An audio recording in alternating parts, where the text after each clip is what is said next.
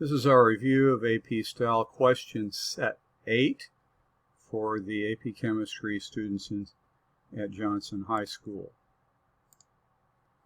Sulfuric acid production is one of the classical indications of the strength of an industrial economy. The more sulfuric acid that's produced, the more you can do with it. It's the basis of a lot of industrial and pharmaceutical processes. So, write the balanced chemical equation for the production of sulfuric acid from sulfur trioxide and water. This is definitely low-hanging fruit because all you have to do is write the proper formulas down with the gas and liquid after the sulfur trioxide and water and add them up, and you've got sulfuric acid, aqueous of course. Now, they want you to calculate the enthalpy change involved when 320 grams of sulfur dioxide reacts with a half mole of oxygen gas to form sulfur trioxide. Now, you can look this up on the internet, but at least the first one, the solution that I found, gave the wrong answer because it was not for a mole of reaction. A mole of reaction means forming a mole of sulfur trioxide. So this is a Hess's law problem, and you're given the delta H of formation for these two chemicals. Enthalpy of reaction is the sum of the standard enthalpy of formation of the products minus the sum of the standard enthalpy of formation of the reactants. That's a derivation of Hess's law. We've used it before. And therefore, it is delta H is equal to, there's your summation form, delta H of products minus delta H of reactants. So we'll put that up here on the top line so that we can use it. The reaction shows sulfur dioxide 1 mole reacting with a half mole of oxygen to form 1 mole of sulfur trioxide. So 1 mole of reaction requires half a mole of oxygen. Fortunately, that's not a problem because, as you remember, the standard enthalpy of formation of elements in their standard state is 0 kilojoules per mole. So we simply take the negative 395.7 of the sulfur trioxide, you can see that here, and we subtract the negative 296.8 of the sulfur dioxide, and we get negative 98.9 kilojoules per mole of reaction.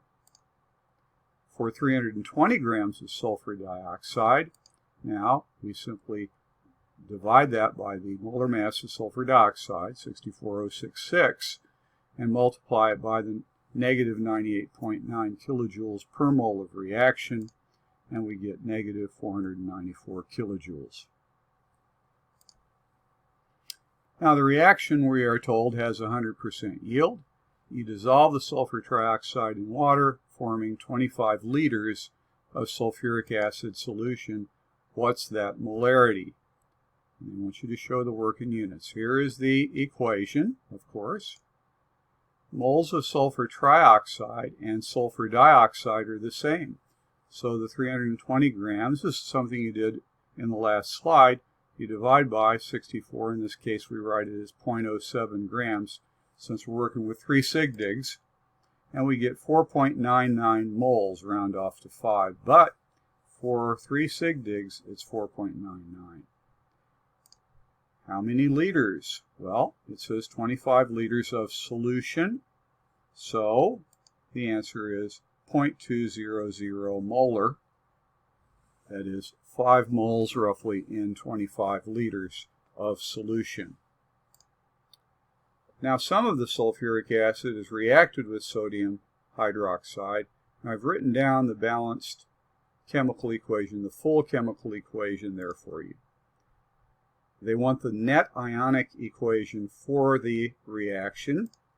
So we eliminate the ions that would appear in the same phase on both sides, left and right.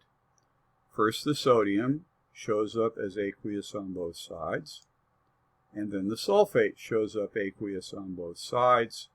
And then we are left with the remaining species, hydroxide ions, hydrogen ions, and water. And of course, proper balanced equation, you're only going to show 1 mole of each reacting to form 1 mole of liquid water. Don't forget the parenthetical states of matter.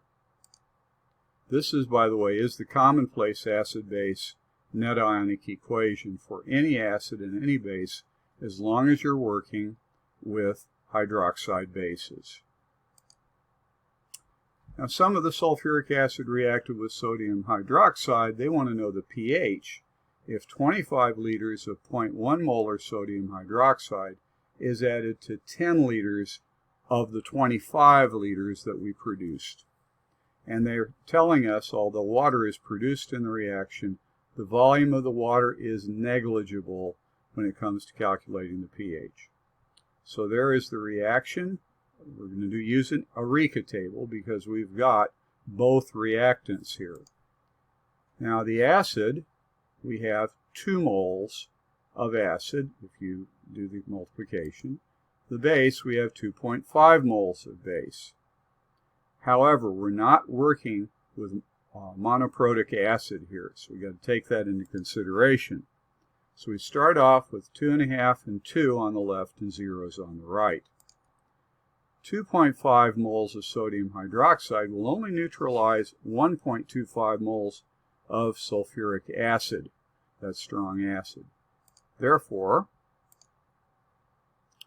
we write that in the change table as a negative 2.5 and a negative 1.25. How much does that produce? It's going to produce 2.5 moles of water and 1.25 moles of sodium sulfate, so we write those with plus signs. Then the after, of course, we simply add up the number of moles, and we have 0.75 moles of sulfuric acid left, and we have the 2 product moles. So now we can calculate the pH of this solution. Well, 0.75 moles of sulfuric acid would give you 1.5 moles of hydrogen ions. The volume, we add the 10 liters to the 25. The water we say is negligible. You get 35 liter volume and 1.5 moles of the solvent, a solute. The molarity is 1.5 divided by 35, or 0.0429 molar. The pH is the negative log of that, 1.368.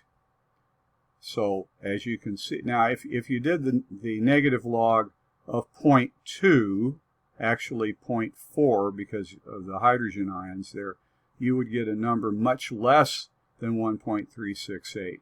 So adding the sodium hydroxide to the sulfuric acid does increase the pH.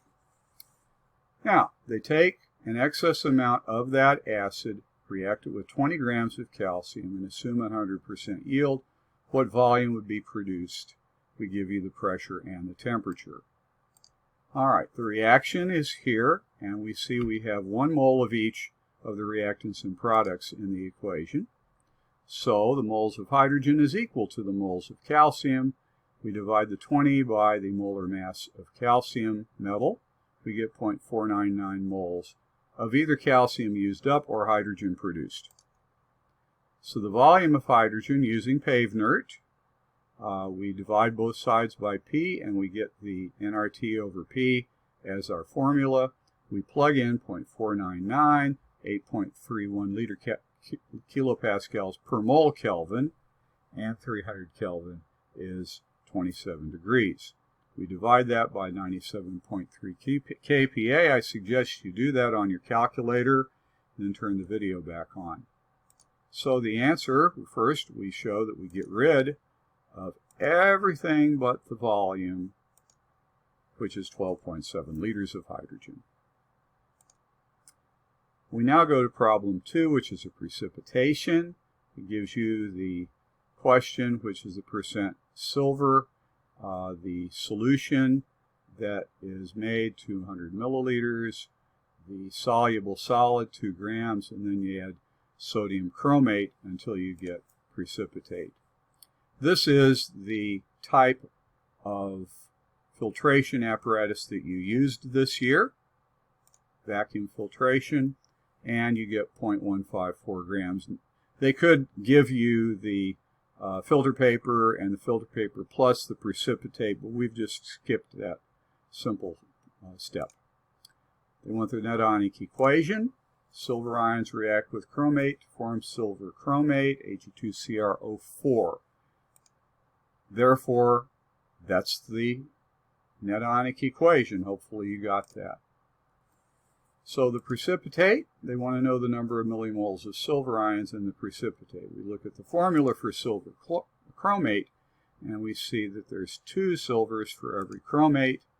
So the millimoles of the silver chromate, we've got 0.154 grams of that salt. We're going to convert that to milligrams and then divide by the millimolar mass, and we end up with 0.464 millimoles of the silver chromate. Now, we have to multiply that by 2 because there's 2 millimoles of the silver in every millimole of the salt. Therefore, we have 0.928 millimoles of silver ions that are in that precipitate. We then calculate the percent silver by mass in the 2-gram sample, and that's very simple because you're multiplying by the millimolar mass of the silver, and you get 100 milligrams or 0.1 gram of silver. You then divide by the 2 grams of the soluble solid sample you started with, and you get 5.00%. Now, they ask, what if the washing were incomplete? What would be the effect on the mass, and justify the answer? If you haven't done that yet, turn off the video and then turn it back on when you've got an answer. Well, my answer is without washing, you're going to have soluble product or unreacted reactant might remain mixed with the precipitate because you haven't washed this soluble stuff down into the filtrate.